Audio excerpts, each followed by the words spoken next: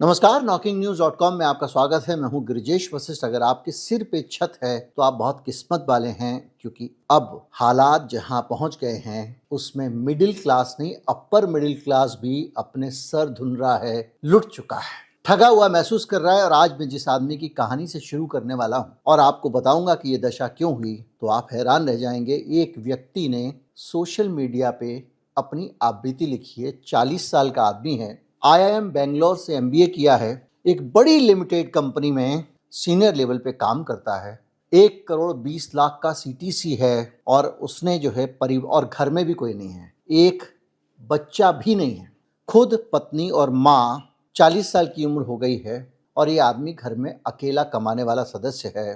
पूरे जिंदगी में इसने 7 करोड़ रुपए कमाए, जो छोटी बचत नहीं होती है। 7 करोड़ रुपए, और उसकी मंथली इनकम 6 लाख रुपए के आसपास है। ये इस आदमी का प्रोफाइल है।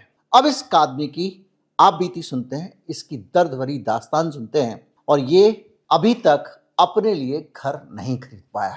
जी हाँ, ये गुड़गांव में घर खरीदना चाहता है, और इसने बताया है कि कैसे वो घर ले नहीं पा रहा है। DLF फेज 2 में जहां ये काम करता है, उसके पास में कोई 2300 स्क्वायर फीट का एक बिल्डर फ्लोर है, जो 5 करोड़ रुपए से कम में नहीं मिल रहा है। MGF विलास में एक और कॉलोनी है, वहाँ जो विलास हैं वो 3-4 BHK का विला 14 करोड़ से ऊपर का मिल रहा है, जो उसकी औकात से बाहर, क्षमता से बाहर है। पुराने अपार्टमेंट अगर वो खरीदना चाहता है, वो भी 3.5 से 4.5 करोड़ के नीचे नहीं मिल रहे हैं। अगर इस पर रिनोवेशन, ब्रोकरेज वगैरह लगा दो तो 5 करोड़ के ऊपर वो भी चला जाता है। यानी 5 करोड़ रुपए के 4 BHK के फ्लैट को अगर उसे खरीदना है तो उसके पास विकल्प हैं, 2 विकल्प हैं। जितनी 7 करोड़ रुपए की उसकी जिंदगी भर की सेविंग है, उसको वो इसमें लगा दे, और इसके साथ ही वो 20 साल के लिए होम लोन ले ले।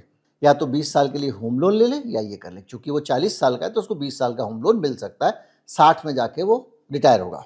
अब आप सोचिए कि 3 करोड़ का डाउन पेमेंट देने के बाद भी 2-3 लाख रुपए की EMI का बोझ उसके सर पे होगा। ऐसी स्थिति में 2 से 3 लाख रुपए महीने चुकाने पड़ेंगे, वो भी तब जब 3 करोड़ रुपया वो डाउन पेमेंट दे चुका होगा। ये आपको लगता होगा कि इतने में क्यों रहता है, उतने में क्यों रह ले। भैया, अगर वो इतना पैसा कमा रहा है तो घर भी चाहेगा कि थोड़ा सा ऐसा हो जो कंफर्टेबली आप लोगों को मुंह दिखा सके। तो ये तो कहेगा कि नहीं भाई, मैं चौल में रह रहा हूँ, या मैं कहीं सस्ते में 50 गज के प्लॉट लेके अनऑथराइज कॉलोनी में रह रहा हूँ। तो अगर एक आदमी 1 करोड़ 20 लाख कमा रहा है और उसके बावजूद उसकी हालत यह है कि वो फंस गया। अच्छा, अगर वो तो ले लो भैया, तो क्या दिक्कत है 20 साल के लिए। 2 से 3 लाख रुपए की EMI देने का मतलब ये है कि वो आदमी आने वाले समय तक एक तरह से पूरे सिस्टम का गुलाम हो गया। मैंने पहले आपको बताया था कि EMI का ट्रैप सिर्फ बैंक के ट्रैप में आप नहीं फंसते हैं, आप पूरे कैपिटलिस्ट सिस्टम, पूरे पूंजीवादी समाज की गुलामी में फंस जाते हैं। आप एम्प्लॉयर की शर्तों पे नौकरी करते हैं, वो जैसे चाहे वैसे काम करते हैं, हर वक्त डरे रहते हैं नौकरी चली गई तो ये किश्त कहाँ से जाएगी। और ये सिस्टम उस आदमी को जो IIM बेंगलोर का MBA है, हिंदुस्तान की टॉप इंस्टीट्यूट है मैनेजमेंट की, उसको भी कितना मजबूर और लाचार कर देती है। और ऐसी हालत में वो क्या करे। इसमें भी बहुत सारी क्वालिटी के बहुत सारे इश्यूज है, उस पर हम जाएंगे नहीं।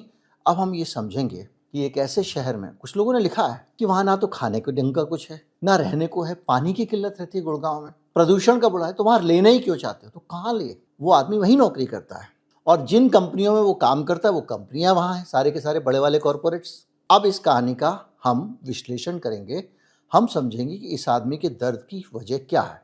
इस आदमी के दर्द की वजह है रियल एस्टेट का महंगा हो जाना। वो आप कहेंगे ये कौन सी बड़ी बात बता दी है, तो छोटी सी बात है, तो है, ये साफ दिखाई दे रहा है। लेकिन ये महंगी हुई क्यों है, रियल एस्टेट का दाम क्यों बढ़ा है, ये बड़ा सवाल है। इसके पीछे एक बहुत बड़ा और मजबूत कारण है काला धन रियल एस्टेट में लगना। देखिए, अगर आप शेयर में पैसा लगाते हैं तो आपको पैसा वाइट का होना चाहिए।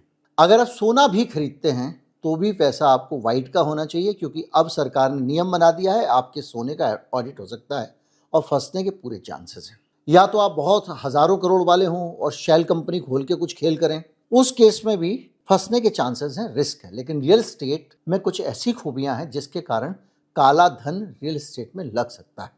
जैसे रियल एस्टेट का प्राइस ट्रांसपेरेंट नहीं है। मतलब अगर आप बिल्डर को कहोगे कि भाई मेरे पास 40 करोड़ रुपया ब्लैक मनी है और 20 करोड़ वाइट मनी है, मुझे फ्लैट चाहिए, तो वो आपको 20 करोड़ में फ्लैट दे देगा, 40 करोड़ ब्लैक में ले लेगा और वो उस पैसे को आगे ब्लैक में यूटिलाइज कर सकता है। ये भी बिल्डर के पास ऑप्शन है। तो जितने रिश्वतखोर, बेईमान, भ्रष्ट लोग हैं, उन सब के लिए काले धन को वाइट करने का एक तरीका बन गया। कैसे बन गया?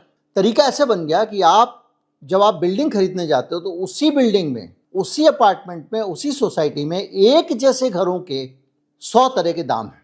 कोई आदमी कुछ दाम में खरीद रहा है, कोई आदमी कुछ दाम में खरीद रहा है, कोई आदमी कुछ दाम में खरीद रहा है। तो जो काला धन है पूरा का पूरा, वो जाके इसमें लग रहा है। पहली चीज, काला धन 2 काम करता है।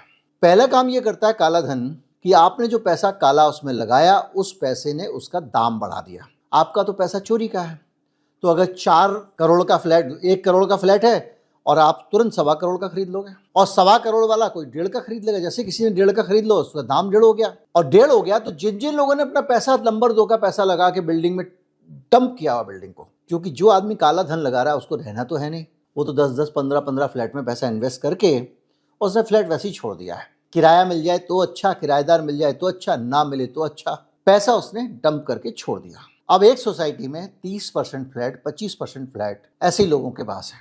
तो आप कल्पना करिए 30% पैसा, पूरे 30% पैसा नहीं, 30% रियल एस्टेट ब्लॉक कर दिया किसी ने। यानी फ्लैट थे 100, लेकिन रहने के लिए हैं 70, चाहे वो किराए पे रहना हो, चाहे आपको खरीद के रहना हो। यानी 30% सप्लाई आपने बंद कर दी, पहली चीज। दूसरा, ऐसे लोगों के अंदर जो पैसा फ्लैट यहां से वहां जाता है, उससे भी उसका दाम बढ़ता है ट्रेडिंग से।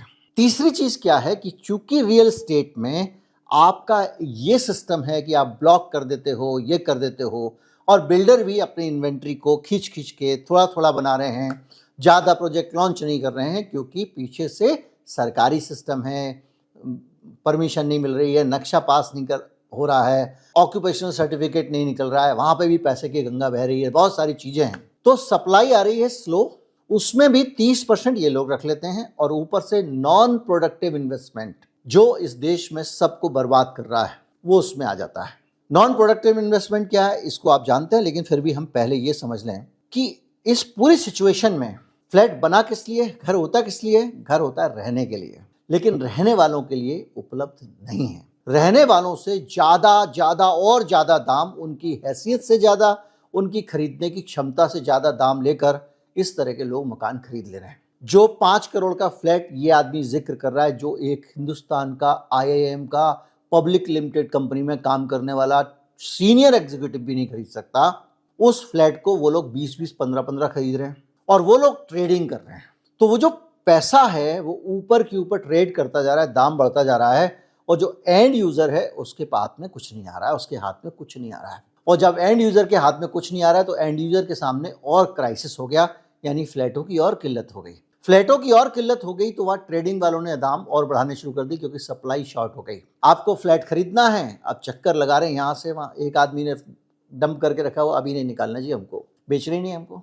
तो सिचुएशन ये हो गई है धीरे धीरे करके। ये सिर्फ यहाँ की बीमारी नहीं है, हर चीज में। मैंने आपको सोने के मामले में भी बताया था, मैंने आपको शेयर मार्केट के मामले में भी बताया था कि जो पैसा लोगों का लगना चाहिए उत्पादन के काम में, वो काम फैक्ट्री में लगने के बजाय, उत्पादन के काम में लगने के बजाय, दूसरी जगह लगने के बजाय, वो पैसा इस तरह फ्लैटों में एक दूसरे को अमीर लोग बेच रहे हैं और दाम बढ़ा रहे हैं, इसमें लगने से ज्यादा उसको पैसे में गेन मिल रहा है, क्योंकि उसके पास बहुत सारे ऐसे लोग हैं जिनके पास काला धन है, 2 नंबर का पैसा है, वो ज्यादा पैसा खर्च कर सकते हैं। तो उनके लिहाज से ये दनादन दाम बढ़ते जा रहे हैं।